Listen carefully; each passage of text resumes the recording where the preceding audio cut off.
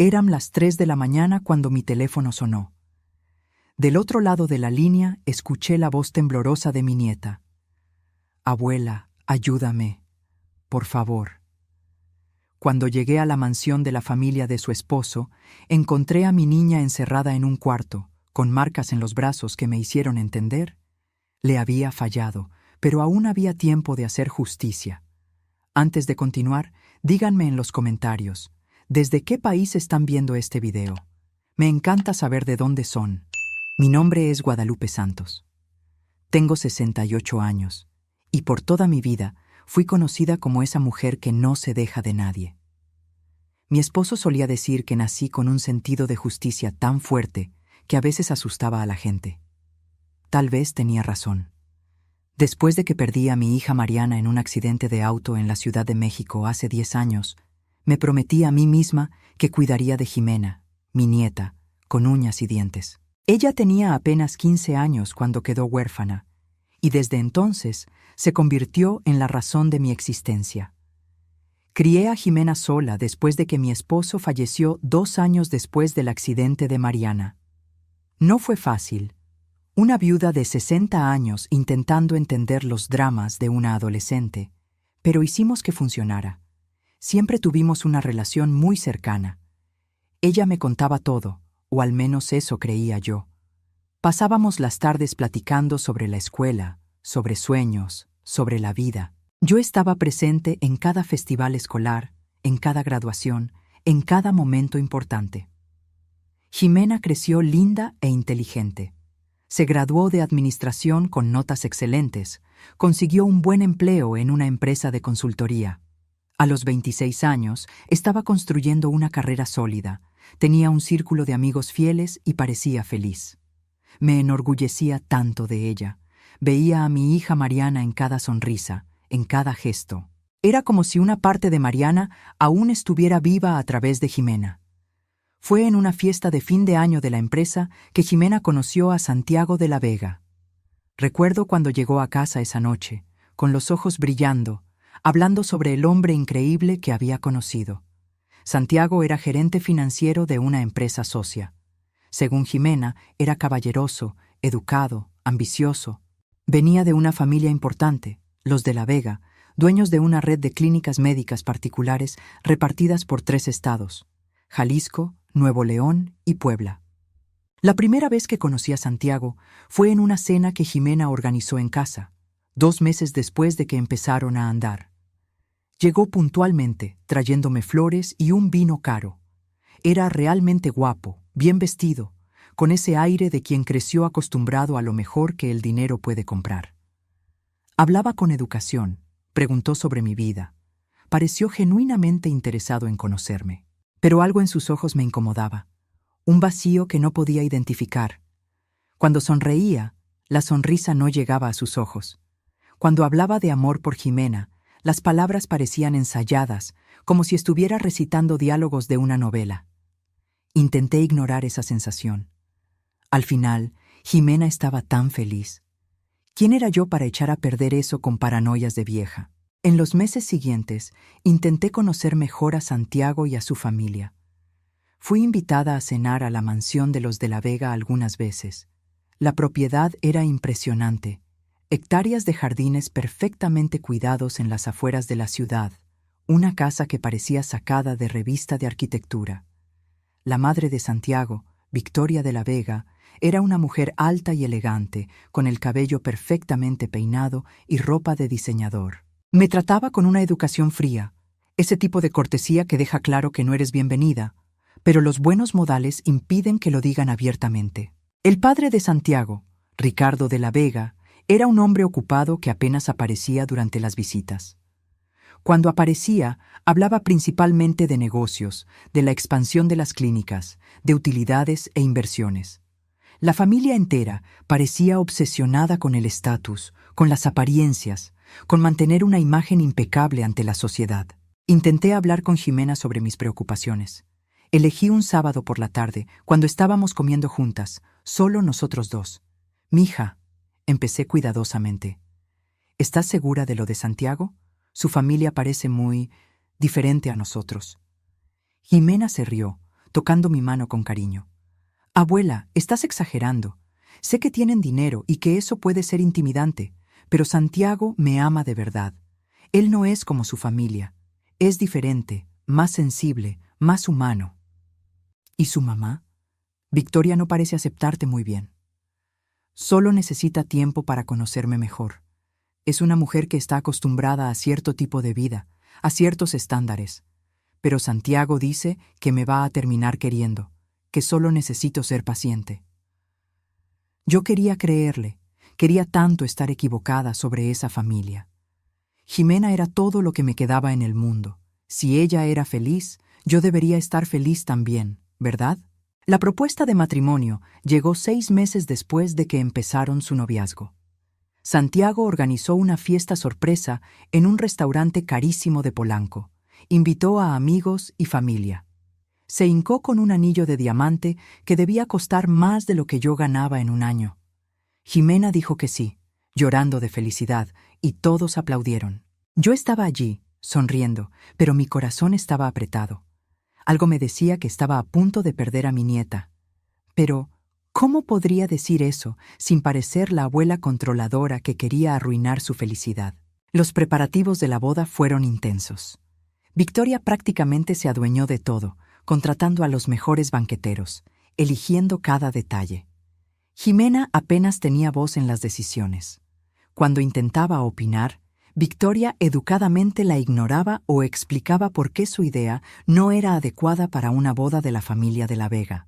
Recuerdo una discusión particularmente tensa sobre el vestido de novia. Jimena quería algo sencillo y elegante. Victoria insistió en un vestido extravagante, lleno de bordados y pedrería. «Tienes que entender, querida», dijo Victoria con esa sonrisa fría. «Esta boda no es solo sobre ustedes dos. Es sobre la familia, sobre mantener nuestro nivel. La gente espera cierto grado de ostentación». Jimena cedió. Como siempre cedía cuando la presión era demasiada. La boda se llevó a cabo un sábado soleado de marzo, hace 2 años. Una ceremonia grandiosa en la hacienda de la familia de la Vega en Querétaro. 300 invitados, la mayoría personas que yo nunca había visto en mi vida. Orquesta en vivo tocando música clásica. Una decoración que parecía de cuento de hadas, con flores importadas y candelabros de cristal instalados especialmente para el evento. Yo estaba allí, usando el mejor vestido que pude comprar, sonriendo en las fotos, saludando a personas que apenas disfrazaban su sorpresa al descubrir que yo era la abuela de la novia. Podía ver en sus miradas la pregunta no formulada. ¿Cómo una mujer sencilla como yo podía estar relacionada con alguien que se estaba casando con un de la Vega? Durante la ceremonia, cuando el sacerdote preguntó si alguien se oponía al matrimonio, tuve un impulso loco de levantar la mano, de gritar que algo estaba mal, que esa familia no era lo suficientemente buena para mi nieta. Pero me quedé en silencio, observando a Jimena decirle sí al hombre que juró amarla y protegerla. Después de la ceremonia, durante la recepción, intenté hablar con Jimena, pero siempre estaba rodeada de gente. Cuando finalmente logré un momento a solas con ella, tomé sus manos y la miré profundo a los ojos. «Mija, ¿eres feliz? ¿De verdad?» Ella sonrió, pero la sonrisa no llegó a sus ojos. «Claro, abuela, estoy feliz. Hoy es el día más feliz de mi vida». Pero había algo en su voz, una duda, una sombra que me hizo estar segura. Mi nieta estaba cometiendo un error terrible y yo no había hecho nada para impedirlo. En los primeros meses después de la boda, Jimena aún me visitaba seguido. Comíamos juntas cada semana en nuestra fonda favorita, un lugar sencillo donde servían comida casera. Hablábamos por teléfono casi diario. Ella me contaba sobre su adaptación a la vida de casada, sobre cómo era vivir en la casa de sus suegros mientras buscaban un lugar propio. Pero poco a poco noté cambios. Las visitas se fueron distanciando. Las llamadas eran más cortas. Cuando yo preguntaba cuándo nos veríamos de nuevo, Jimena siempre tenía una excusa. «Estoy ocupada, abuela», decía con voz cansada. «La familia de Santiago tiene tantos compromisos sociales, cenas, eventos de caridad, reuniones. Tú entiendes, ¿no? Es parte de su vida». Yo entendía, pero no me gustaba. Empecé a notar otros cambios también. Ximena estaba más flaca, mucho más flaca. Su rostro, que siempre fue llenito y rosado, estaba pálido y afilado. Ojeras profundas marcaban sus ojos, haciéndola ver mucho mayor de sus 26 años. El brillo que siempre vi en ella, esa luz interior que la hacía especial, se estaba apagando. ¿Estás bien, mija?, le pregunté durante una de nuestras raras comidas, como 4 meses después de la boda. Estás muy delgada. ¿Estás comiendo bien? Ella desvió la mirada, picoteando la comida sin probarla realmente. Solo cansada del trabajo, abuela. Han sido días pesados. ¿Y Santiago? ¿Se porta bien contigo? Claro que sí, me ama mucho. Pero la respuesta salió automática, ensayada, sin emoción real. Intenté sacarle más plática, hacer preguntas más específicas, pero Ximena cambiaba de tema o miraba nerviosamente su celular. Era como si tuviera miedo de hablar, miedo de revelar algo que no debía. 3 meses después, Ximena dejó de trabajar en la consultoría. Me llamó para avisarme, con una voz extrañamente monótona. Fue decisión nuestra, abuela, explicó cuando la cuestioné. Santiago cree que es mejor que me dedique a los proyectos de la familia. Tienen planes de expansión para las clínicas y quieren que me involucre. Pero tú amabas tu trabajo, protesté. Trabajaste tanto para llegar a donde estabas. Las cosas cambian cuando te casas. Tengo que hacer lo que es mejor para mi matrimonio, para la familia. Esas palabras no eran de ella. Eran palabras que alguien había puesto en su boca, forzándola a repetirlas hasta creérselas. Las semanas se convirtieron en meses, y mi contacto con Ximena fue disminuyendo progresivamente hasta prácticamente desaparecer. Cuando llamaba a su celular, muchas veces era la suegra, Victoria de la Vega, quien contestaba con esa voz helada y controlada. «Hola, Guadalupe», decía siempre, como si me estuviera haciendo un favor inmenso al contestar mi llamada. «Ximena está descansando ahorita. Ya sabes, anda muy sensible últimamente. Necesita mucho reposo». Sensible. Esa palabra empezó a aparecer cada vez más en las conversaciones. Ximena está sensible. Ximena necesita tiempo para ella sola. Ximena no se siente bien, siempre con ese tono que sugería que algo andaba mal con mi nieta, como si fuera demasiado frágil para lidiar con la vida normal. ¿Puedo hablar con ella solo un minutito?, insistía yo, intentando mantener la calma aunque la sangre me hirviera en las venas. No creo que sea buena idea hoy. Tuvo una crisis de ansiedad hace rato. El médico recomendó reposo absoluto, pero te prometo que le digo que llamaste. Y la llamada terminaba ahí, dejándome con más dudas que respuestas y una angustia en el pecho que solo crecía cada día. Intenté ir a su casa algunas veces, decidida a ver a mi nieta con mis propios ojos. La propiedad de los de la Vega estaba a 1 hora de mi casa, en un fraccionamiento privado de lujo rodeado de muros altos y seguridad extrema. Era el tipo de lugar donde la gente común como yo claramente no era bienvenida. De las 5 veces que me aparecí sin avisar, no me dejaron entrar ni una sola vez. «Lo siento, señora», decía el guardia en la caseta, con un tono que dejaba claro que no lo sentía nada. «Usted necesita agendar una visita con anticipación. Son las reglas de la familia. Soy la abuela de Ximena. Solo quiero ver a mi nieta por unos minutos». «Entiendo, pero las reglas son claras.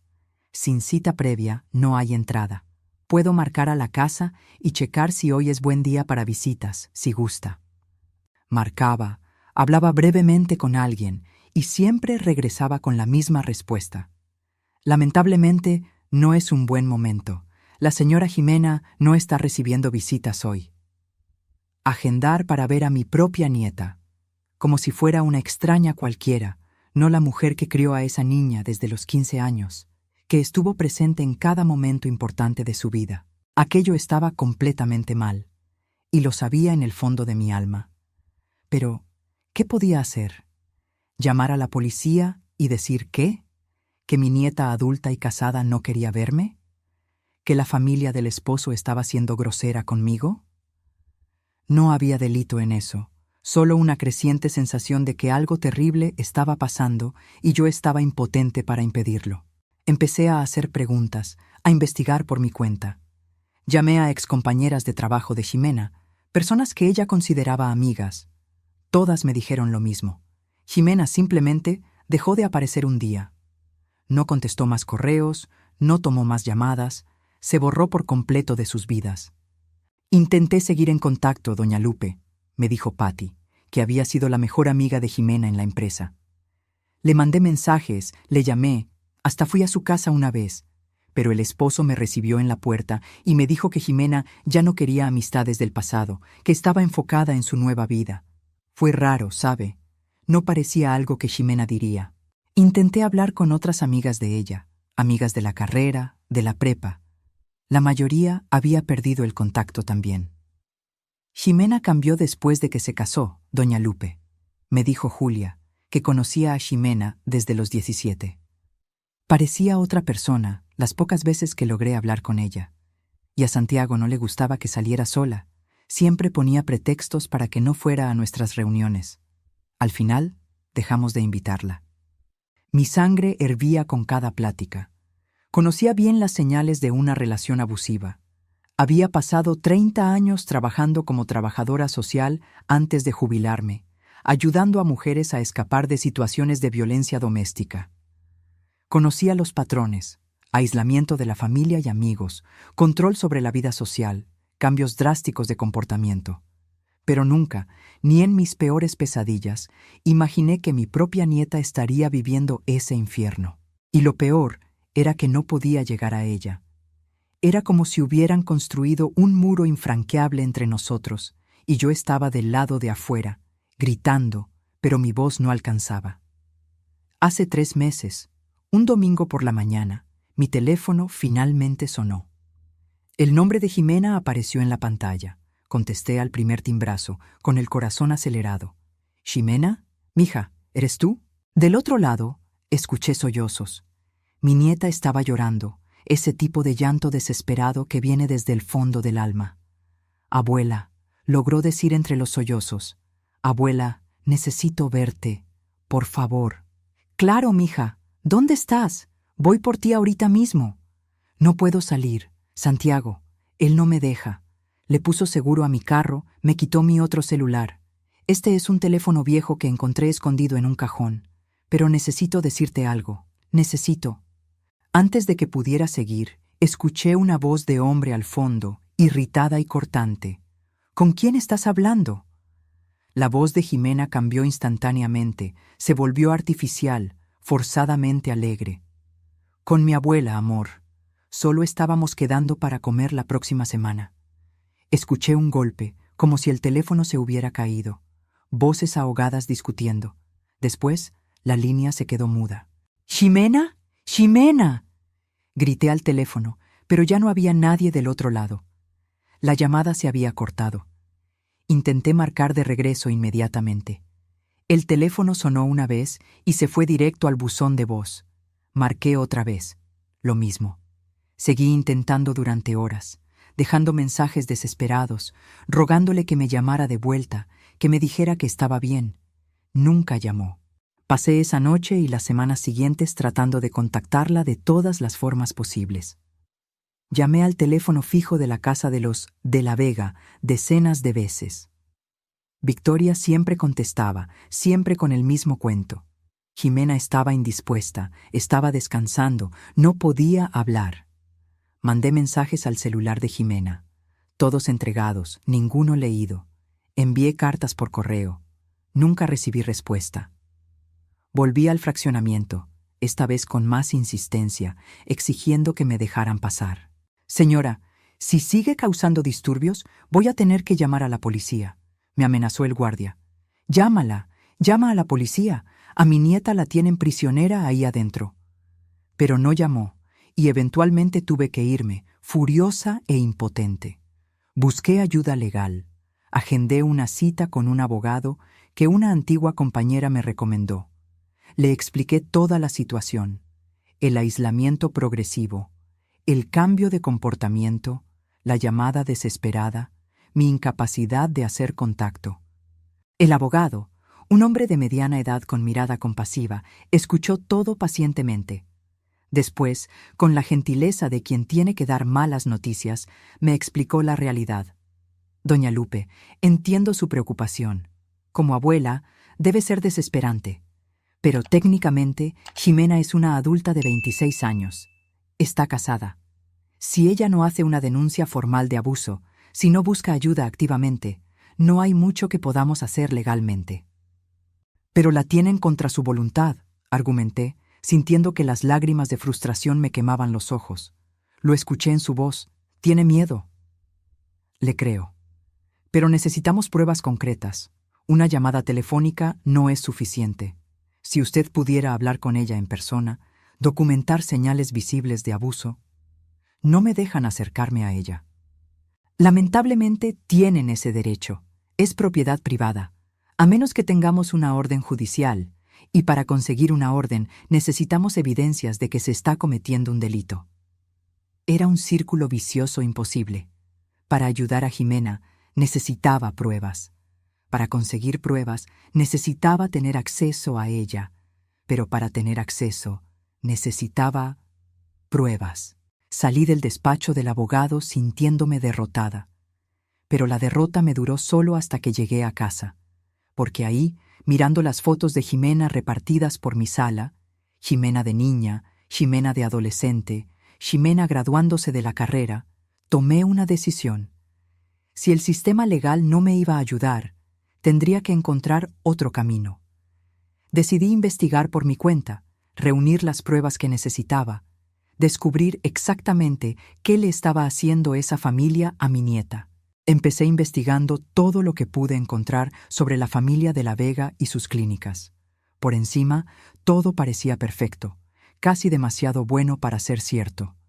Premios de excelencia en atención médica, certificaciones de salubridad, testimonios maravillosos de pacientes satisfechos publicados en su sitio oficial, fotos de instalaciones lujosas que más parecían hoteles de 5 estrellas que clínicas médicas. Pero cuando rasqué más hondo, usando búsquedas avanzadas y sitios de quejas al consumidor, encontré grietas en esa fachada brillante. Había quejas viejas, la mayoría borradas o marcadas como resueltas, pero aún visibles en páginas archivadas de Internet. Encontré registros de demandas laborales que nunca prosperaron, todas misteriosamente retiradas o resueltas con acuerdos confidenciales. Ex empleados que salieron de repente de las clínicas, algunos con quejas públicas que después desaparecieron sin explicación. Un patrón se empezó a formar frente a mí. Las clínicas de La Vega tenían muchos secretos que no querían que se supieran. Hice una lista de todos los ex empleados que pude identificar a través de redes sociales profesionales y foros de empleo. Eran 17 personas que habían trabajado en las 5 clínicas de la red en los últimos 5 años y salido en circunstancias dudosas. Empecé a contactar a cada una de ellas. La mayoría no contestó mis mensajes. Algunos bloquearon mi perfil de inmediato. Pero 3 personas aceptaron platicar, siempre y cuando fuera en persona y en lugares públicos discretos. La primera fue Beatriz Costa, una enfermera que había trabajado en la clínica principal por 3 años antes de ser despedida. Nos vimos en un café pequeño en una colonia alejada. Llegó nerviosa, mirando constantemente a su alrededor como si esperara que la estuvieran siguiendo. ¿Doña Lupe? Empezó después de que pedimos café, sus manos temblaban al sostener la taza. Necesito que entienda algo antes de que platiquemos. Firmé un contrato de confidencialidad cuando me fui. Si se enteran que hablé con usted, me pueden demandar. Me pueden destruir financieramente. Entiendo el riesgo que está corriendo, y le agradezco inmensamente que haya aceptado hablar conmigo. Respiró hondo, le dio un trago largo al café y empezó a hablar. Esa familia es peligrosa, doña Lupe. Tienen nexos con jueces, delegados, políticos importantes. Vi cosas terribles pasando en esas clínicas, pero cuando intenté denunciar internamente, me corrieron al día siguiente. Me inventaron una acusación de robo de medicamentos. Yo nunca me he robado nada en mi vida. ¿Qué tipo de cosas vio? Miró a su alrededor otra vez antes de seguir, bajando la voz casi a un susurro. medicación inadecuada administrada a pacientes, personas que mantenían internadas mucho más tiempo del necesario porque entre más tiempo se quedaban, más ganaba la familia, diagnósticos manipulados, exámenes alterados para justificar tratamientos caros e innecesarios. Se me revolvió el estómago. ¿Y los pacientes no se quejaban? ¿No intentaban irse? Los sedaban. O sus diagnósticos eran ajustados para incluir tendencias suicidas, lo que le daba a la clínica autorización legal para retenerlos contra su voluntad. Vi familias siendo manipuladas, convencidas de que sus seres queridos estaban demasiado enfermos para que les dieran el alta. ¿Y quién cuestionaba? Su rostro se endureció, sus ojos se llenaron de lágrimas. Una compañera mía, Andrea, empezó a hacer muchas preguntas sobre ciertos procedimientos. Era técnica de enfermería. Llevaba 6 años ahí. 2 semanas después de que amenazó con llevar documentos a la Secretaría de Salud, le plantaron drogas en su bolsa durante una revisión de rutina. La corrieron por falta de probidad, perdió su cédula profesional, le destruyeron la vida.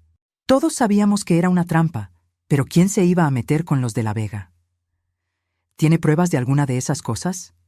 Negó con la cabeza. Me corrieron sin dejarme recoger mis cosas. Los guardias me escoltaron hasta afuera del edificio. Pero sé que otros empleados tomaron fotos, hicieron grabaciones. El problema es que todos tienen demasiado miedo para usarlas. Salí de ese café con más preguntas que respuestas, pero también con la confirmación de que mis sospechas eran ciertas. Esa familia era criminal, y Jimena estaba en sus manos. El segundo ex empleado fue Marcos Lima, un médico que trabajó en la clínica de rehabilitación de la familia por 2 años. Nos vimos en un parque, eligió una banca aislada lejos de cualquier cámara de seguridad. Entré a esa clínica pensando que iba a ayudar a la gente, me contó, con el rostro marcado por la culpa y el arrepentimiento. Me tomó solo 3 meses darme cuenta de que aquello era una operación de explotación financiera disfrazada de tratamiento médico. ¿A qué se refiere? Pacientes con problemas leves de ansiedad eran diagnosticados con trastornos psiquiátricos graves. Personas que buscaban tratamiento por estrés eran internadas con diagnósticos de brotes psicóticos. Y una vez internadas, las medicaban tan pesado que desarrollaban síntomas reales que justificaban su internación prolongada. Sentí náuseas subiendo por mi garganta. Eso es monstruoso. Es criminal. Intenté cuestionarlo. Me mandó llamar la doctora Victoria de la Vega en persona. Me dijo, y nunca voy a olvidar esas palabras, que me pagaban muy bien por seguir protocolos, no por tener opiniones.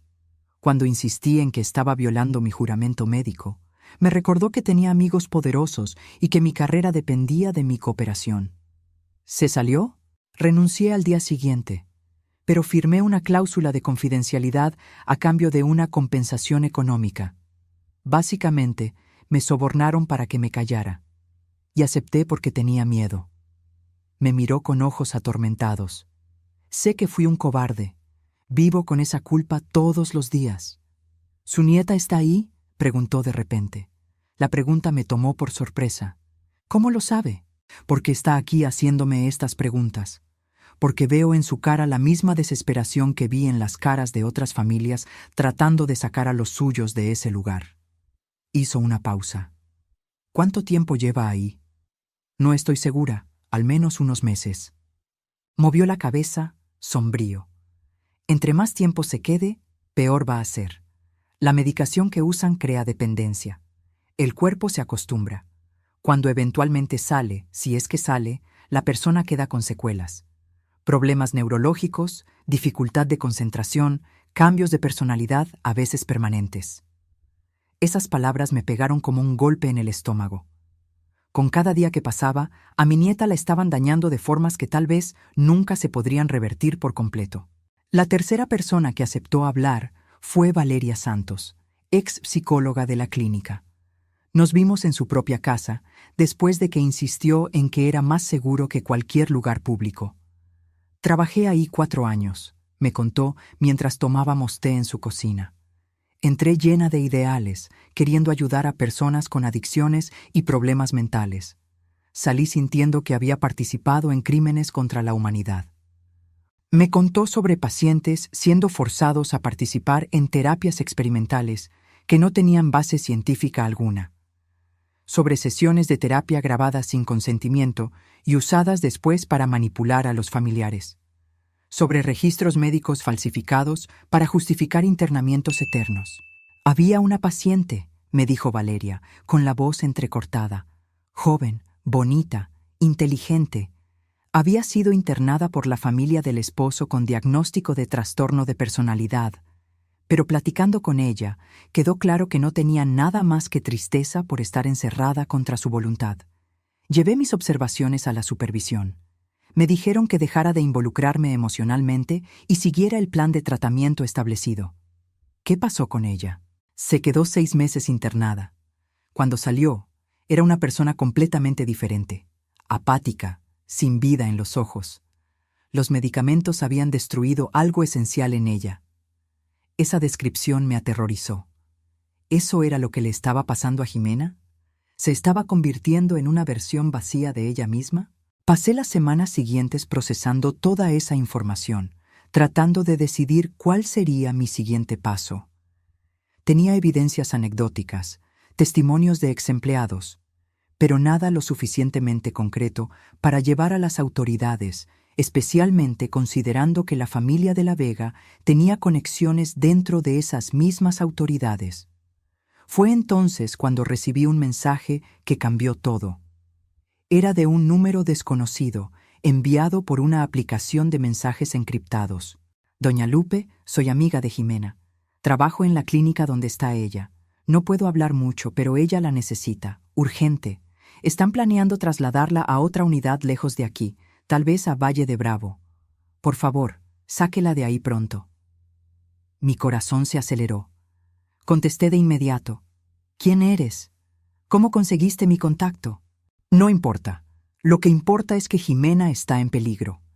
Ella me dio su número hace meses. Me hizo prometer que le avisaría si las cosas empeoraban. Empeoraron mucho. Vaya por ella. ¿Dónde está exactamente? Clínica de recuperación en Cuernavaca, 3er piso, ala oeste. Pero tiene que ser rápido. Mañana puede ser demasiado tarde. La plática terminó ahí. La persona bloqueó el número y desapareció. Pero yo tenía lo que necesitaba: la ubicación de Jimena y la urgencia para actuar. Pasé esa noche sin dormir, planeando. Sabía que no tenía tiempo para juntar más pruebas, para intentar otra vez la vía legal. Si Jimena estaba a punto de ser trasladada, necesitaba actuar de inmediato. Y si eso significaba romper la ley, que así fuera. Llamé a un investigador privado que una excompañera de trabajo me había recomendado. Le expliqué la situación de forma resumida por teléfono. Aceptó verse conmigo a la mañana siguiente. Carlos Ferreira era un hombre de unos 50 años, expolicía que había abierto su propia agencia de investigación después de jubilarse. Nos vimos en un café cerca de mi casa y le conté todo. Cada detalle, desde la boda de Jimena hasta el mensaje misterioso que recibí. Escuchó en silencio, tomando notas de vez en cuando. Cuando terminé, se quedó pensativo un momento antes de hablar. Doña Lupe, tengo que ser honesto con usted. Lo que me está pidiendo es ilegal. Irrumpir en una propiedad privada, sacar a una paciente internada, aunque sea su nieta. Eso puede traerle un proceso penal. Puede ir a la cárcel. Lo sé, pero no voy a dejar a mi nieta en ese lugar ni un día más. Si me meten presa, que así sea. Al menos podré dormir sabiendo que intenté salvarla. Estudió mi cara, buscando dudas. No encontró ninguna. Está bien, la voy a ayudar, pero vamos a hacerlo bien, con planeación. Una acción impulsiva solo va a empeorar las cosas. Pasamos el resto de ese día y todo el día siguiente planeando meticulosamente. Carlos consiguió planos básicos del edificio de la clínica a través de registros públicos de construcción. Identificamos posibles puntos de entrada, rutas de escape, horarios de menos movimiento. El turno de la madrugada siempre es el más vulnerable, explicó Carlos. Menos empleados, guardias más relajados, entre las 2 y las 4 de la mañana es nuestra mejor ventana. Pero había un problema. ¿Cómo pasar la seguridad de la entrada? La clínica tenía portones eléctricos, cámaras, guardias armados. No era un lugar al que simplemente pudieras entrar por la fuerza. Fue cuando a Carlos se le ocurrió una idea. Conozco a alguien que trabaja en una empresa de mantenimiento de sistemas de aire acondicionado. Esas clínicas de lujo tienen contratos regulares de mantenimiento. Si conseguimos uniformes y credenciales falsas, nos tomó 2 días conseguir todo. Uniformes de una empresa real de mantenimiento, gafetes falsos pero convincentes, una camioneta vieja pintada con el logo de la empresa, hasta herramientas y equipo para parecer legítimos. Si alguien checa con la empresa real, nos van a descubrir de inmediato, me advirtió Carlos. Así que tenemos que ser rápidos. Entrar, sacar a Jimena, salir. 15 minutos máximo. Quedamos para el martes por la noche, 3 días después de recibir el mensaje misterioso. Carlos iría conmigo. Traería a un ayudante, un excompañero de la policía de confianza llamado Roberto. 3 personas para asegurar que lográramos sacar a Jimena a salvo. La noche antes de la operación, preparé una maleta pequeña con ropa para Jimena, documentos importantes, dinero. Preparé un escondite, la casa de Teresa, mi amiga de 40 años de amistad, que aceptó refugiarnos sin hacer preguntas. También escribí una carta, por si algo salía mal, por si me arrestaban o algo peor. Expliqué todo lo que había descubierto sobre la familia de la Vega. Enlisté los nombres de todas las personas que me habían dado información. Adjunté copias de todas las notas que había tomado. Le dejé la carta a Teresa con instrucciones de entregarla a las autoridades si yo no regresaba. «Vas a regresar», me dijo Teresa firmemente, abrazándome. «Vas a traer a Jimena y todo va a salir bien». Yo quería creerle. Llegó el martes. Pasé el día tratando de mantener la calma, pero mi corazón no dejaba de latir fuerte. Revisé el plan decenas de veces. Chequé y rechequé la maleta de Jimena. Llamé a Carlos 3 veces para confirmar que todo estaba listo. «Doña Lupe, respire», me dijo en la tercera llamada.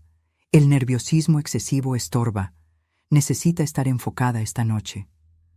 Tenía razón. Me obligué a meditar, algo que no hacía hace años. Me senté en silencio en la sala, mirando las fotos de Jimena, pidiéndole a Dios que me diera fuerzas para hacer lo que tenía que hacer. A las 11 de la noche, Carlos pasó por mí. Roberto ya estaba en la camioneta, uniformado. Yo me puse mi uniforme también. Pantalón cargo azul marino, camisa con el logo de la empresa de mantenimiento. Carlos me dio un gafete falso con mi nombre y foto. «Si alguien pregunta, usted es inspectora senior de sistemas de climatización», instruyó mientras manejábamos. «Está aquí para revisar un problema reportado en el 3er piso. Tenga seguridad. La gente insegura levanta sospechas». El viaje hasta Cuernavaca tomó más de 1 hora. Llegamos a la zona de la clínica alrededor de la 1 de la mañana. Carlos paró la camioneta en una calle lateral a unas cuadras. «Vamos a repasar el plan una última vez», dijo, volteando a vernos a Roberto y a mí. Llegamos a la caseta diciendo que nos llamaron por una emergencia de mantenimiento. Yo hablo, ustedes asienten y se ven profesionales. Si nos dejan entrar, vamos directo al 3er piso. Lupe, ¿sabe el número del cuarto? Me había memorizado cada detalle del diseño que Carlos consiguió. Cuarto 307 ala oeste. Exacto. Llegamos ahí, sacamos a Jimena, decimos que tiene que ser evacuada temporalmente por cuestiones de seguridad debido al trabajo de mantenimiento que vamos a hacer. Salimos rápido antes de que alguien cuestione. ¿Preguntas? Roberto checó el equipo que llevaba. Un maletín de herramientas que se veía profesional, pero estaba prácticamente vacío. ¿Y si hay resistencia? Improvisamos, pero lo ideal es no llegar a ese punto. Violencia solo en último caso absoluto para proteger a doña Lupe o a Jimena. Respiré hondo. Estoy lista. Manejamos hasta el portón de la clínica. Era una estructura imponente, metal negro con detalles dorados. Una caseta de vigilancia iluminada al lado. Carlos tocó el claxon educadamente. Un guardia salió, medio modorro. Carlos bajó la ventana. «Buenas noches. Somos de Clima Expert, mantenimiento de sistemas de climatización. Recibimos un reporte de emergencia por falla en el sistema del tercer piso. El guardia frunció el ceño. No tengo aviso de mantenimiento programado. Es una emergencia. Carlos mantuvo el tono profesional pero firme. El sistema de monitoreo remoto detectó una falla crítica. Si no se corrige en las próximas horas, todo el piso se puede quedar sin aire acondicionado. Con pacientes internados, me imagino que no quieren correr ese riesgo. Funcionó. Mencionar a pacientes en riesgo siempre ponía nerviosos a los empleados de salud sobre su responsabilidad. El guardia dudó. Luego tomó un teléfono y marcó a alguien adentro de la clínica. Habló brevemente, miró nuestra camioneta, nuestros uniformes. Colgó. Pueden pasar, pero necesito registrar la visita. Identificaciones de todos. Mostramos nuestros gafetes falsos. Anotó la información en una bitácora. Luego abrió el portón. Estaciónense a un lado. Entrada de personal. Alguien los va a recibir ahí. El portón se cerró detrás de nosotros. Ya no había marcha atrás. Carlos estacionó donde le indicaron. Bajamos de la camioneta con nuestros maletines de herramientas. Una enfermera nos esperaba en la puerta. Se veía molesta por haber sido despertada. ¿Cuál es el problema exactamente?, preguntó sin preámbulos. El sensor de temperatura del tercer piso está reportando una falla crítica, contestó Carlos con seguridad ensayada. Necesitamos revisar la unidad central y los ductos de ese piso. Ella suspiró. Tercer piso. Síganme. Entramos al edificio. El interior era lujoso, más parecido a un hotel que a una clínica. Piso de mármol, candelabros, arte en las paredes. Seguimos a la enfermera hasta el elevador. Traten de no hacer mucho ruido, pidió mientras el elevador subía. Los pacientes están durmiendo. Claro, dije yo, forzando mi voz a sonar calmada. El elevador se detuvo en el tercer piso. Las puertas se abrieron a un pasillo silencioso, iluminado solo por luces de emergencia. El control de enfermería a la izquierda, pasillos extendiéndose a ambos lados. El cuarto de máquinas está allá. La enfermera señaló al fondo del pasillo derecho. ¿Necesitan ayuda o pueden solos? Podemos solos, gracias, dijo Carlos. Solo necesitamos acceso al piso. Nos puede tomar unos 30 minutos. Estaré en el control si necesitan algo. Ella bostezó y se alejó. Esperamos a que nos diera la espalda. Entonces Carlos nos miró a Roberto y a mí. Ahora. Nos movimos silenciosamente por el pasillo hacia el ala oeste. Mi corazón latía tan fuerte que estaba segura de que todos en el edificio podían oírlo. Pasamos por varias puertas de cuartos, todas cerradas. De adentro se oían ronquidos suaves, toses ocasionales, el ruido de máquinas médicas. El cuarto 307 estaba al final del pasillo, exactamente donde la información misteriosa había indicado. Había una placa en la puerta. De la Vega, X, internación de largo plazo. Ver el nombre de Jimena ahí, categorizada como paciente de largo plazo, me hizo sentir una furia que nunca había experimentado. Mi nieta no estaba enferma. Era una prisionera.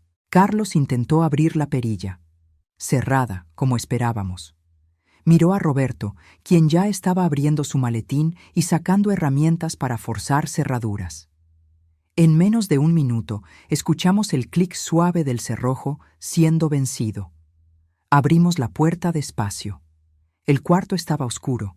Solo una luz débil venía del baño. Había una cama en el centro, y en ella un bulto pequeño cubierto por sábanas. Entré primero. Mis ojos se ajustaban a la oscuridad. Me acerqué a la cama. —¿Ximena? —susurré. La forma se movió. Un quejido bajo. Jalé la sábana cuidadosamente y casi me desmorono al ver a mi nieta. Jimena estaba acostada de lado en posición fetal, tan delgada que parecía una niña bajo las sábanas. Su rostro estaba pálido como el papel. El cabello largo y brillante que siempre tuvo estaba sin vida, quebradizo. Ojeras profundas como moretones marcaban sus ojos cerrados. Pero lo que me destruyó fueron sus brazos. Marcas circulares cubrían ambos antebrazos en filas organizadas y deliberadas. quemaduras, algunas recientes y rojas, otras cicatrizadas en blanco. Alguien lo había hecho metódicamente, repetidamente, a lo largo de semanas o meses. Dios mío, susurré, las lágrimas escurriendo por mi cara. Toqué suavemente su hombro. Ximena, mija, despierta, soy tu abuela. Parpadeó lentamente. Sus ojos trataban de enfocarme en la oscuridad. Estaba claramente bajo el efecto de una medicación pesada. «¿Abuela?», murmuró, con la voz arrastrada y confundida. «¿Tú? ¿Estás aquí? ¿O estoy soñando otra vez?» «No es un sueño, mija. Vine a sacarte de aquí».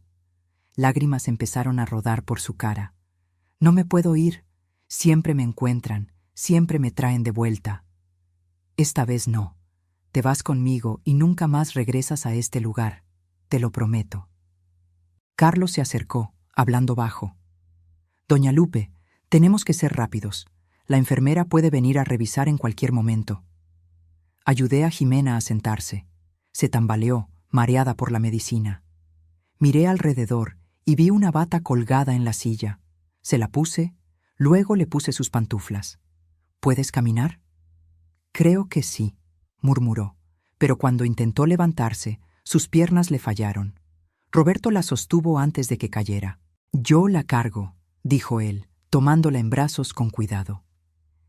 Ximena no pesaba casi nada. Salimos del cuarto. El pasillo seguía silencioso. Empezamos a caminar de regreso hacia el elevador, intentando vernos normales, como empleados haciendo su chamba. Fue cuando escuchamos la voz desde el control de enfermería. «¡Hey! ¿Qué están haciendo con esa paciente?». La enfermera que nos había recibido estaba de pie, mirándonos con una sospecha creciente en el rostro.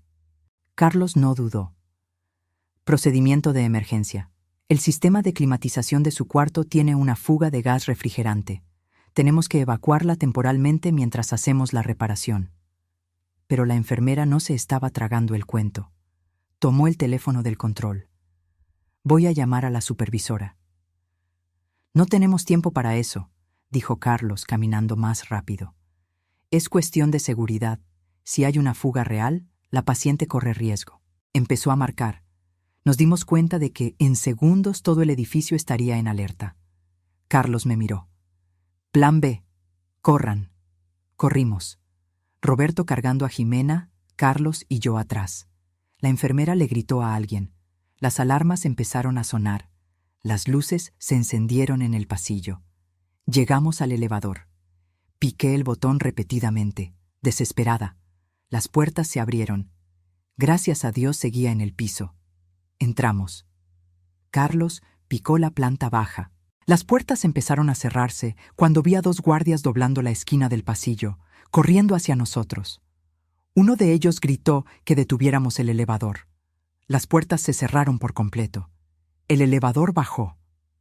«Nos van a estar esperando abajo», dijo Roberto, todavía cargando a Ximena. «¿Hay salida de emergencia?», pregunté. Carlos pensó rápido. «Escalera de incendios. Vamos a salir en el primer piso y buscamos». El elevador llegó al primer piso. Las puertas se abrieron a un pasillo vacío, pero oíamos voces y pasos pesados viniendo de algún lugar cercano. «Por aquí», susurró Carlos, señalando un pasillo a la derecha. Lo seguimos, tratando de mantenernos rápidos pero silenciosos. Encontramos el letrero de salida de emergencia. Una puerta de metal al final del pasillo. Carlos la empujó, cerrada con llave. «Roberto, necesito que abras esto, ya». Roberto puso a Ximena cuidadosamente en el suelo, recargada en la pared, y trabajó en la cerradura. Yo sostuve a mi nieta, susurrándole palabras de consuelo mientras oía los pasos cada vez más cerca. «Ya casi», murmuró Roberto, sudando. Las voces estaban más cerca ahora. Oí a alguien dando órdenes de revisar todas las salidas. Clic. El cerrojo cedió. Roberto empujó la puerta y se abrió a la noche fría. La alarma de incendios se disparó, ruidosa e imposible de ignorar. «Al diablo con la alarma», dijo Carlos. «Vámonos». Roberto cargó a Ximena otra vez. Bajamos una escalera de metal externa. Estaba alta, 3 pisos, y cada paso hacía que la escalera vibrara peligrosamente. Finalmente llegamos al suelo. Estábamos en la parte de atrás del edificio. La camioneta estaba del otro lado. «Tenemos que rodear», dijo Carlos. Corrimos por los jardines perfectamente cuidados de la clínica. Las luces se encendían por todo el edificio. Oía gritos, órdenes siendo dadas. Pronto, todo el lugar estaría bajo llave. Llegamos al lateral del edificio. La camioneta estaba a 50 metros, pero entre nosotros y ella había 3 guardias. «¡Ahí!», gritó uno de ellos señalándonos. No hubo de otra. Corrimos directo hacia la camioneta. Carlos llegó primero, abrió la puerta trasera. Roberto prácticamente aventó a Jimena adentro y brincó tras ella. Yo entré y Carlos azotó la puerta. Uno de los guardias intentó bloquearnos el paso. Carlos prendió el motor y aceleró, haciendo que el hombre saltara a un lado. Pasamos por el portón todavía parcialmente abierto, que no se había cerrado por completo después de nuestra entrada. El metal raspó el costado de la camioneta, pero logramos pasar. Y entonces estábamos en la calle, acelerando por la noche, con mi nieta inconsciente en el asiento de atrás y las sirenas empezando a sonar detrás de nosotros. «¿Va a salir bien?», pregunté, mi voz temblando. «Tiene que salir bien», contestó Carlos, manejando rápido pero no tanto como para llamar la atención. «Tenemos tal vez 15 minutos antes de que avisen a la policía.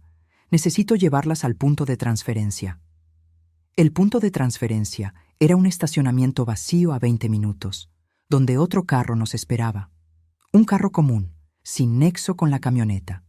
Cambiaríamos de vehículo ahí antes de que alguien pudiera rastrear la camioneta. Miré a Jimena acostada en el asiento, tapada con una cobija que Roberto le había puesto encima. Estaba semiconsciente, murmurando palabras raras, pero estaba conmigo. Estaba fuera de ese lugar infernal. Le tomé la mano, esa mano tan delgada que podía sentir cada hueso, y lloré. Lloré de alivio, de coraje, de miedo por lo que vendría después. Pero también lloré de esperanza, porque por primera vez en meses mi nieta estaba a salvo. Llegamos al punto de transferencia sin broncas. Carlos estacionó la camioneta detrás de una bodega abandonada. Otro carro estaba esperando, un sedán negro sin características distintivas, manejado por una mujer de unos 40 años, a quien Carlos presentó solo como Mariana. «Es de confianza», fue todo lo que dijo. Pasamos a Jimena al asiento de atrás del sedán. Estaba más consciente ahora, con los ojos abiertos pero todavía confundida. «Abuela, ¿dónde estamos?» «Yendo a un lugar seguro, mija. Pronto vamos a estar en casa». Mariana manejó en silencio por carreteras secundarias, evitando las autopistas principales, donde había más chance de encontrar retenes. Nos tomó 3 horas llegar a la casa de Teresa, tomando rutas indirectas y parando de vez en cuando para estar seguros de que no nos seguían. Cuando finalmente llegamos, el sol estaba empezando a salir. Teresa nos esperaba en la puerta, con la cara marcada por la preocupación y el alivio. «Gracias a Dios», susurró cuando me vio. Luego miró a Jimena y se llevó la mano a la boca. «Ay, Dios mío, Lupe, ¿qué le hicieron?». Cargamos a Jimena para adentro y la acostamos en el cuarto de visitas que Teresa ya tenía listo. Estaba temblando ahora, con sudor frío. «Son los efectos de la medicina», explicó Mariana. Descubrí entonces que era enfermera, excompañera de Carlos. Está en abstinencia. Necesitamos un médico. «Conozco a alguien», dijo Teresa, ya tomando el teléfono. «La doctora Patty. Es discreta y no va a hacer preguntas». La doctora llegó en menos de 1 hora. Era una mujer de mediana edad, con mirada gentil pero profesional. Examinó a Jimena en silencio, tomando notas, checando signos vitales. Cuando vio los brazos de Jimena y notó las quemaduras, su mandíbula se apretó de rabia contenida. Después del examen, me llamó para platicar en la sala. «Doña Lupe, su nieta está grave. Fue medicada muy pesado por un periodo largo. Antipsicóticos, benzodiazepinas, estabilizadores del ánimo en dosis que se considerarían excesivas incluso para alguien con trastornos psiquiátricos severos. Ella no tiene trastornos psiquiátricos, afirmé. Le creo, pero su cuerpo ahora es físicamente dependiente de esas sustancias. Cortarlas de golpe puede causar convulsiones, delirios, en casos extremos. Puede ser fatal. Necesito hacer una desintoxicación gradual controlada y va a tomar semanas, posiblemente meses. ¿Usted puede hacer eso? Dudó. Puedo, pero necesito saber en qué me estoy metiendo. Es obvio que a esta joven la sacaron de alguna institución sin el proceso legal adecuado. Si ayudo, puedo perder mi cédula. Puedo ir a la cárcel. La miré directo a los ojos. Doctora Patty, a mi nieta la torturaron. Vea sus brazos. Esas marcas no son de ella. Alguien la quemó repetidamente, de forma deliberada y sistemática. La tenían prisionera, drogada contra su voluntad, abusada. La saqué de ahí porque no había otra forma de salvarla. Y ahora necesito a alguien que ponga el juramento médico por encima del miedo a las leyes. Se quedó en silencio por un buen rato, procesando. Finalmente asintió. Voy a ayudar, pero vamos a hacerlo bien. La voy a monitorear de cerca, ajustando la medicina poco a poco. Va a tener síntomas difíciles: ansiedad, insomnio, temblores, posiblemente alucinaciones. No va a ser fácil. Vamos a aguantar. La doctora Patty se quedó la mayor parte de ese primer día, estabilizando a Jimena, dándole la primera ronda de medicina reducida. Dejó instrucciones detalladas y prometió volver al día siguiente. Mientras tanto, el mundo afuera explotaba. Las noticias sobre la fuga de Jimena llegaron a los medios ya a media tarde. Pero la historia que estaban contando no era la verdad. Prendí la tele y vi el titular. Paciente psiquiátrica secuestrada de clínica de rehabilitación. Familia desesperada por información. El reportaje mostraba la fachada lujosa de la clínica. Luego cortaba a una entrevista con Victoria de la Vega. Estaba impecablemente vestida, con los ojos rojos pero secos, la voz controlada y temblorosa en su justa medida. Jimena está muy enferma, decía a la cámara. Sufre de trastorno bipolar grave con episodios psicóticos. Estaba recibiendo el mejor tratamiento posible, empezando a presentar mejorías. Y entonces, alguien se la llevó. Alguien que no entiende la gravedad de su condición. Ella necesita medicina, supervisión médica constante. Sin eso, se puede hacer daño o lastimar a otros. El reportaje luego mostraba a Santiago, mi yerno, sentado en una sala elegante con la cabeza entre las manos. Cuando miró a la cámara, sus ojos estaban rojos e hinchados. «Solo quiero a mi esposa de vuelta», dijo con la voz quebrada. «Jimena, si me estás viendo, por favor, regresa a casa. Todos estamos preocupados por ti. Tu abuela está confundida. Ella no entiende que necesitas ayuda profesional. Por favor, nena, regresa». La actuación era perfecta. Cualquier persona viendo eso creería que era un esposo amoroso desesperado por su esposa enferma. La siguiente parte del reportaje fue sobre mí. Mostraron mi foto, una foto vieja, de hace años, con el texto Guadalupe Santos, 68 años, buscada por la policía. La policía está buscando a Guadalupe Santos, abuela de la paciente, decía el reportero. Es acusada de allanamiento de morada, secuestro y agresión. Testigos relatan que irrumpió en la clínica con cómplices durante la madrugada, agredió a empleados y huyó con su nieta. Agresión. Me estaban acusando de haberle pegado a alguien. Claro que sí. Necesitaban pintarme como violenta e inestable. Autoridades advierten que Guadalupe Santos puede estar armada y que la paciente Jimena de la Vega corre grave peligro. Cualquier persona con información debe contactar a la policía de inmediato. Apagué la tele, sintiendo náuseas. En pocas horas habían creado toda una historia pintándome como la villana peligrosa y a ellos como las víctimas preocupadas. Carlos me llamó poco después. ¿Vio las noticias? Las vi. La policía la está buscando activamente. Ya salió la orden de aprehensión, allanamiento, secuestro, agresión a empleados de la clínica. La están pintando como peligrosa. ¿Qué hago? Por ahora, quédese escondida. Estoy trabajando en juntar pruebas contra la familia de la Vega. hablando con más ex-empleados, buscando expacientes que puedan haber sufrido abusos similares.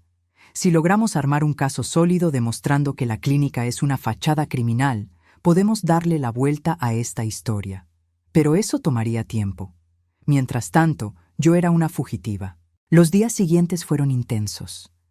Jimena pasó por momentos muy duros conforme su cuerpo reaccionaba a la reducción de la medicina. Tuvo episodios de temblores violentos, vómitos, sudor extremo. Tuvo alucinaciones, gritando sobre cosas que no existían. Tuvo terrores nocturnos, despertando aterrorizada sin saber dónde estaba. Yo me quedaba a su lado durante todo eso. Le sostenía la mano durante los temblores. Le limpiaba la cara cuando vomitaba. Le susurraba palabras de consuelo durante los pánicos. La doctora Patty venía a diario, a veces 2 veces al día, ajustando la medicina, monitoreando sus signos. «Está luchando», me decía la doctora. «Es buena señal. Significa que tiene fuerzas para recuperarse». En los momentos de lucidez, Jimena empezó a contarme lo que había pasado. No todo de jalón. Le dolía demasiado hablar por mucho tiempo. Pero en pedacitos, durante semanas, la historia completa emergió. Me contó cómo todo empezó poco a poco tras la boda. Santiago volviéndose controlador, aislándola de amigos y familia. Las vitaminas que él insistía que tomara, que en realidad eran drogas que la dejaban confundida y paranoica. Él grababa mis momentos malos, me dijo una tarde, con las lágrimas rodando. Cuando me ponía mal por las drogas que él me daba, me grababa. Juntó horas de video haciéndome parecer loca. Usó eso para convencerme de que realmente estaba enferma. El internamiento se lo presentaron como temporal, solo unas semanas para que se estabilizara. Jimena firmó los papeles porque estaba confundida, porque Santiago y Victoria la convencieron de que era por su propio bien. En cuanto entré a esa clínica, dijo, con el cuerpo temblando por el recuerdo, me di cuenta de que había cometido un error terrible. Pero ya era tarde. Me pusieron en un cuarto que se veía acogedor, pero era una cárcel. La puerta se cerraba por fuera, las ventanas estaban selladas. Y las medicinas... Abuela, me daban tantas medicinas.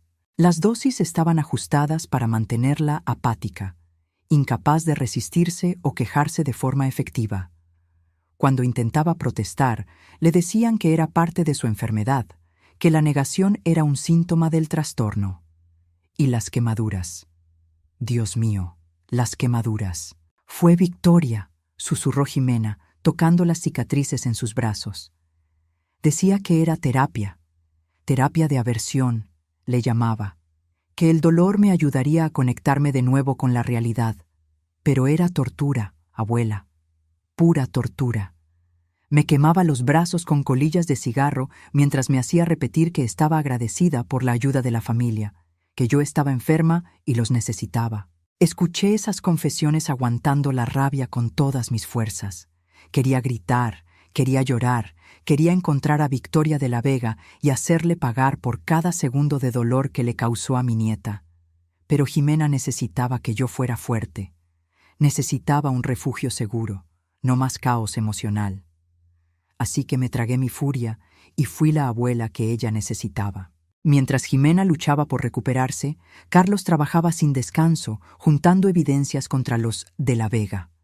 Había logrado contacto con otros 6 expacientes de las clínicas, todos con historias perturbadoramente parecidas a la de Jimena. Una joven de 22 años, Beatriz, había sido internada por su propia madre que quería controlar su herencia. Pasó 9 meses en la clínica, drogada al punto de casi no poder hilar pensamientos.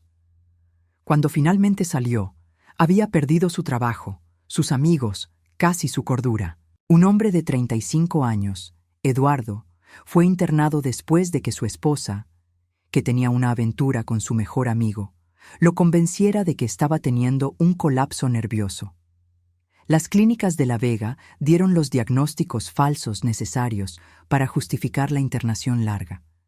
Mientras él estaba ahí, su esposa vendió todos sus bienes y desapareció con el amante. Cada historia era más chocante que la anterior, y todas seguían el mismo patrón: diagnósticos dudosos, medicina excesiva, aislamiento de la familia, tortura psicológica disfrazada de tratamiento. Carlos también consiguió copias de documentos internos filtrados por empleados valientes. Tablas que mostraban cómo la clínica calculaba ganancias basadas en el tiempo de internamiento. Correos discutiendo cómo alargar tratamientos para facturar más. Protocolos de medicación que no tenían base médica legítima. «Tenemos material suficiente para hundir a la familia», me dijo Carlos durante una visita. «Pero tenemos que llevar esto a las autoridades correctas. La policía local está comprada por ellos. Tengo que ir más arriba». Tenía un contacto en la Fiscalía General. Una fiscal conocida por su integridad y por no doblarse ante presiones políticas. La LIC. Marta Andrade había hecho carrera procesando delitos de cuello blanco y corrupción de alto nivel. Carlos logró una reunión con ella. Le llevó todas las evidencias que había juntado, incluyendo testimonios grabados de las víctimas que aceptaron hablar. Cuando regresó de esa reunión, se veía renovado. Va a investigar. Dijo que tiene evidencias suficientes para abrir una carpeta de investigación criminal completa. Fraude sistemático, abuso de pacientes, corrupción de autoridades. Va a tomar unas semanas armar el caso formalmente, pero me aseguró que los de La Vega van a responder. ¿Y qué pasa conmigo? ¿La orden de aprehensión? Carlos dudó. Técnicamente, todavía tiene que responder por los cargos, pero la fiscal entiende el contexto. Dijo que cuando el caso salga a la luz, sus acciones se van a ver de forma diferente. Todavía puede haber consecuencias legales, pero nada comparado con lo que ellos van a enfrentar. No era el perdón total que yo esperaba, pero era algo. 3 semanas después del rescate, Jimena tuvo su primer día realmente bueno. Despertó por la mañana con los ojos enfocados, la mente clara. Bajó a la cocina donde Teresa y yo tomábamos café. «Buenos días», dijo, y su voz sonaba como ella misma por primera vez en meses. Me levanté tan rápido que casi tiró la silla y fui a abrazarla. «Mija, ¿cómo te sientes?» «Todavía un poco mareada. Todavía me dan temblores a veces, pero mi cabeza está clara. Puedo pensar otra vez, abuela. De veras puedo pensar». Lloramos juntas ahí en la cocina, y Teresa se nos unió. Era un momento pequeño, pero significaba todo. En los días siguientes, Jimena siguió mejorando. La doctora Patty estaba impresionada con su progreso. Es fuerte, más fuerte que la mayoría de la gente que pasa por lo que ella pasó. Salió a su madre, dije con orgullo. Mi Mariana también era una guerrera. Un mes después del rescate, las cosas empezaron a moverse rápido. La Fiscalía llevó a cabo operativos simultáneos en las 5 clínicas de la red de La Vega. Fueron de madrugada, con órdenes judiciales para asegurar documentos, computadoras, registros médicos. Las imágenes llegaron a las noticias. Policías entrando a las clínicas con cajas y cajas de evidencia. Pacientes siendo trasladados a otras instituciones para una evaluación independiente de sus diagnósticos y tratamientos. Y detenciones. Santiago de la Vega fue arrestado en su casa a las 6 de la mañana, todavía en pijama. Las cámaras captaron el momento en que lo subían a la patrulla, con la cara pálida de la impresión. Victoria de la Vega fue arrestada en la sede administrativa de las clínicas. A diferencia de su hijo, no mostró impresión. Mantuvo esa expresión fría y superior, incluso esposada, como si aquello fuera solo una molestia temporal. Ricardo de la Vega, el patriarca, intentó huir. Lo agarraron en el aeropuerto de la Ciudad de México tratando de subirse a un vuelo privado hacia Centroamérica. Su arresto fue particularmente satisfactorio de ver. 6 médicos fueron arrestados también, acusados de complicidad en el esquema. 2 administradores. 3 enfermeros que participaban activamente en los abusos. La historia cambió de la noche a la mañana. De repente, ya no era la abuela desequilibrada que secuestró a la nieta enferma. Era la heroína que expuso una red criminal de proporciones espantosas. Jimena ya no era la paciente psiquiátrica fugitiva. Era la víctima valiente que sobrevivió a abusos inimaginables. Reporteros trataron de encontrarme. Querían entrevistas exclusivas, querían oír la historia completa. Rechacé todas. No me interesaba la fama, solo quería que mi nieta se recuperara y que los de la Vega pagaran por lo que hicieron. 2 semanas después de los arrestos, me entregué a la policía según lo acordado con la fiscal. Fui acusada formalmente de allanamiento de morada y retiro no autorizado de paciente internado. Los cargos de agresión fueron retirados cuando se probó que no le había pegado a nadie. Aquello había sido puro invento. Mi abogado, un joven defensor público llamado Pablo que creyó en mi causa desde el principio, argumentó que mis acciones estaban justificadas por estado de necesidad y legítima defensa de un tercero. Mi clienta actuó para salvar a su nieta de un peligro inmediato y real, le dijo al juez durante la audiencia. Jimena de la Vega estaba siendo torturada, drogada ilegalmente, retenida prisionera. Guadalupe Santos no es una criminal, es una heroína. Cualquier abuela en su lugar habría hecho lo mismo. El juez, una mujer de unos 60 años con mirada severa pero no injusta, escuchó todos los argumentos. Escuchó también el testimonio de Jimena, quien insistió en presentarse, aunque todavía se estaba recuperando. Ver a mi nieta en el estrado, con la voz todavía temblorosa pero firme, contando cada detalle de lo que sufrió, fue uno de los momentos más orgullosos y más dolorosos de mi vida. Cuando el juez dictó sentencia, sentí que un peso se me quitaba de encima. Doña Guadalupe Santos claramente violó la ley al entrar a la propiedad de la clínica. Sin embargo, las circunstancias extraordinarias de este caso, junto con la evidencia clara y convincente de que la víctima estaba de hecho en peligro inmediato de daño serio, reducen considerablemente su culpabilidad. Considerando también que la señora no tiene antecedentes penales y actuó por un motivo noble, la sentencia será 6 meses de servicio comunitario y 2 años de libertad condicional. La orden de aprehensión queda revocada. Salí de ese juzgado sin esposas, ante el alivio visible de Jimena que estaba en el público. Bajó corriendo y me abrazó. Ya acabó, abuela. Finalmente, acabó. Pero no había acabado del todo todavía. El juicio de los de la Vega tardó casi 1 año en empezar. Fue un espectáculo mediático que dominó las noticias por meses. Cada día traía nuevas revelaciones horribles. Otras víctimas empezaron a aparecer. Gente que había pasado por las clínicas años atrás y nunca habló por miedo o vergüenza. El número creció a casi 50 expacientes relatando abusos parecidos. Familias de pacientes que habían muerto bajo el cuidado de las clínicas empezaron a hacer preguntas. Se revisaron autopsias. Se reabrieron investigaciones. 3 muertes que habían sido clasificadas como suicidio fueron reclasificadas como homicidio tras pruebas de que las víctimas habían sido medicadas a la fuerza hasta la sobredosis. El juicio en sí fue brutal para Jimena. Tuvo que testificar, tuvo que volver a contar cada detalle de su calvario, tuvo que mostrar sus cicatrices al jurado, explicar cada quemadura, cada abuso. Yo estuve ahí todos los días, en la primera fila, dándole fuerzas en silencio. Y ella estuvo increíble, fuerte, clara, firme incluso cuando los abogados de la defensa trataron de desacreditarla. Santiago intentó alegar que no sabía de todo el esquema, que solo seguía órdenes de su madre, pero los correos y mensajes de texto que fueron asegurados probaban que era un participante activo. Había mensajes de él discutiendo con Victoria qué medicinas usar para mantener a Jimena bajo control. Correos sugiriendo subir las dosis cuando ella mostraba resistencia excesiva. Victoria de la Vega no mostró remordimiento ni una sola vez durante todo el juicio. Cuando finalmente tuvo chance de hablar, mantuvo su postura fría y de superioridad. Hicimos lo que era necesario para ayudar a gente enferma, declaró. Si algunos no apreciaron nuestros métodos, lo lamento por ellos, pero nuestras intenciones eran puras. Nuestros resultados, efectivos. Esta persecución es injusta. La fiscal Marta Andrade destruyó esa defensa sistemáticamente. Presentó evidencia tras evidencia de dolo deliberado.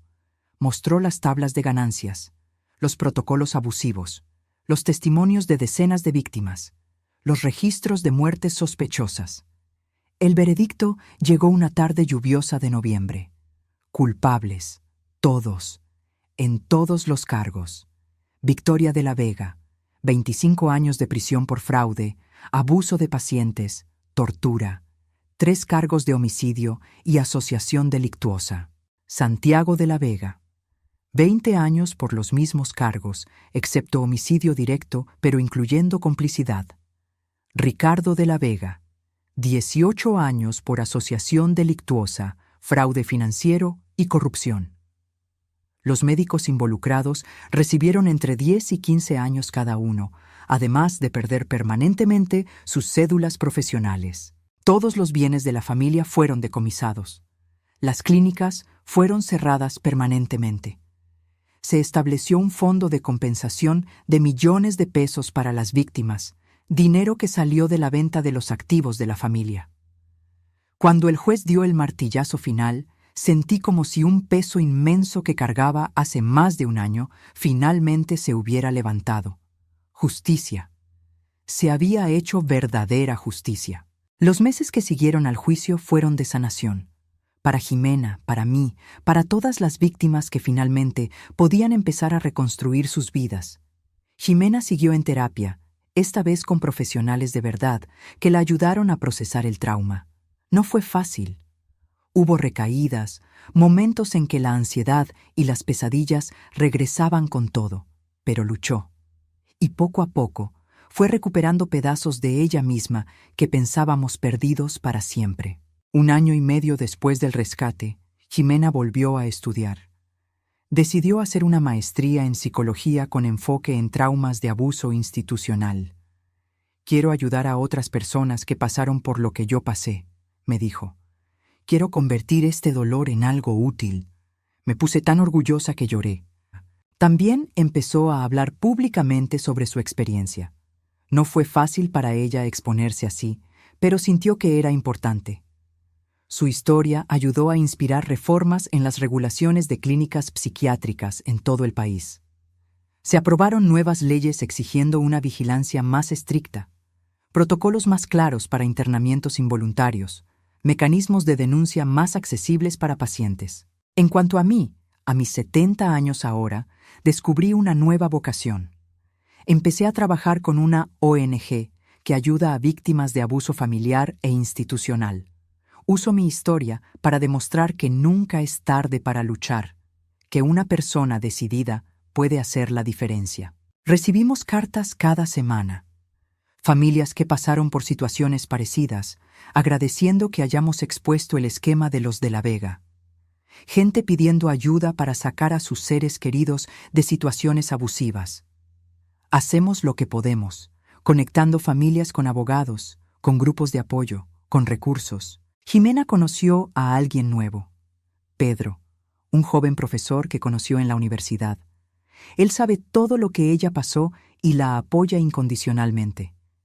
Es gentil con ella de formas que Santiago nunca fue, paciente con sus momentos difíciles, orgulloso de su fuerza. Cuando Jimena me contó que estaba saliendo con él, me preocupé al principio. ¿Estás segura de que estás lista?, le pregunté. Sonrió. Esa sonrisa genuina que se había ido por tanto tiempo, pero que ahora regresó.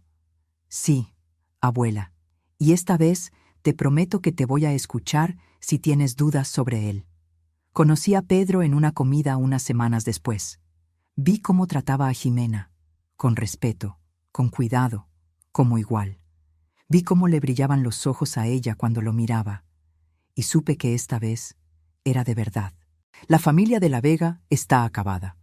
Victoria está presa y va a morir en la cárcel. Tiene casi 70 años y su sentencia asegura que nunca volverá a ser libre. Santiago va a salir cuando tenga 60 años, un hombre viejo sin familia, sin dinero, sin reputación. Ricardo tuvo un derrame en prisión y está en un área médica, parcialmente paralizado. Mucha gente me dice que debería sentir lástima por ellos, que debería perdonarlos, pero no los perdono. No lo que le hicieron a mi nieta, no a las otras 50 víctimas, no a las 3 personas que murieron bajo su cuidado. Hay consecuencias por el mal que hacemos en el mundo, y ellos están viviendo las suyas. Hoy, 3 años después de esa noche en que entré a la clínica, Jimena y yo estamos sentadas en el jardín de nuestra casa, Compramos juntas una casa modesta en un barrio tranquilo de la Ciudad de México. Es pequeña comparada con la mansión de los de la Vega, pero es nuestra, libre de recuerdos feos. Jimena está leyendo un libro para un curso que está tomando. La miro, el cabello brillante otra vez, el rostro con un color sano, un peso normal. Y apenas puedo creer que sea la misma joven que encontré en ese cuarto de clínica, casi inconsciente y llena de quemaduras. ¿En qué piensas, abuela?, me pregunta notando mi mirada. En lo fuerte que eres, en lo orgullosa que estoy de ti. Sonríe y cierra el libro. Solo lo logré por ti. Tú nunca te rendiste conmigo incluso cuando yo ya me había rendido conmigo misma. Nunca me rendiría. Eres todo lo que me queda de tu madre. Mi mamá estaría orgullosa de ti también, ¿sabes? Por lo que hiciste, por cómo luchaste. Creo que sí estaría. Mariana siempre fue una luchadora también. Ella habría hecho lo mismo por Jimena. Miro las cicatrices en los brazos de Jimena, visibles cuando estira los brazos para alcanzar agua. Ya no las esconde. Dice que son recordatorios de que sobrevivió, que son marcas de victoria y no de vergüenza. Esta historia, nuestra historia, no es sobre heroísmo, es sobre amor, sobre nunca rendirse con la gente que amamos, sin importar qué tan imposible parezca la situación. Es sobre confiar en nuestras corazonadas cuando algo anda mal. Si hay una lección que aprendí en estos 70 años de vida, es esta. El mal prospera cuando la gente buena se queda callada, cuando vemos una injusticia y no hacemos nada, cuando elegimos nuestra seguridad por encima de la seguridad de otros. Yo pude haberme quedado callada. Pude haber aceptado las explicaciones de los de la Vega. Pude haber creído que Jimena de veras estaba enferma y que yo estaba de paranoica. Pude haberme convencido de que no era mi lugar meterme en un matrimonio adulto. Pero no lo hice. Confié en mi instinto, investigué, luché. Y gracias a eso, mi nieta está viva y libre. Para cualquier persona leyendo o escuchando esta historia, para cualquier abuela, madre, padre, hermano, amigo que siente que algo anda mal con alguien que ama, confía en ese sentimiento. No ignores las señales. No aceptes explicaciones fáciles cuando tu corazón te está gritando que algo está mal. Haz preguntas. Investiga. Si es necesario, actúa. Aunque parezca una locura, aunque todos digan que estás exagerando, porque podrías tener razón, y tu acción podría salvar una vida. A los 70 años, descubrí que la edad es solo un número, que una señora frágil puede ser increíblemente fuerte cuando tiene que proteger a quien ama, que el valor no es la falta de miedo, es actuar a pesar del miedo. Descubrí que los sistemas fallan, que la gente con poder a veces es corrupta, que la justicia no siempre llega fácil, pero también descubrí que vale la pena luchar por ella. Siempre vale la pena. Y descubrí que el amor de una abuela por su nieta es una fuerza más poderosa que cualquier institución, cualquier familia rica, cualquier obstáculo que el mundo ponga enfrente. Jimena cierra el libro por completo y se levanta. ¿Quieres que te prepare un té, abuela? Sí, mija. La veo entrar a la casa, caminando con seguridad, sin tambalearse, sin la influencia de drogas. Una mujer joven y sana de 29 años, con toda la vida por delante, con sueños, planes, un futuro. Y sé, en el fondo de mi corazón, que hice lo correcto. El camino no fue fácil. Rompí leyes, arriesgué mi libertad.